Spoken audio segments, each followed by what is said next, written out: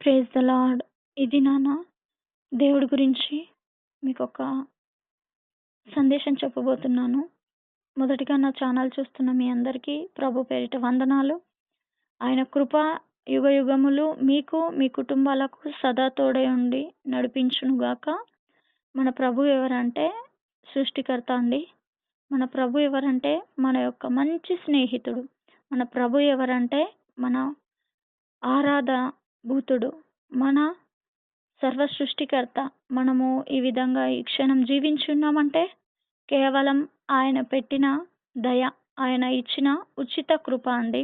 ఇలాంటి దేవుడు లేకుండా మన చుట్టూ ఉన్నవారు ప్రతిరోజు ఏడుస్తూ, బాధతో, వేదనతో ఉండేవారు ఎంతో మంది మన కళ్ళకు కనిపిస్తూ ఉంటారండి.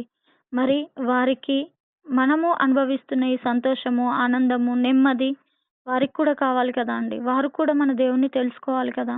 మరి మన వంతు బాధ్యతగా ఈ యొక్క మన దేవుణ్ణి, మన మంచి దేవుణ్ణి ఆ యొక్క నరకం నుండి తప్పించి పరలోక రాజ్యానికి మనల్ని చేర్చే మన ప్రభువుని గురించి చెప్పవలసిన బాధ్యత మనపై ఉంది.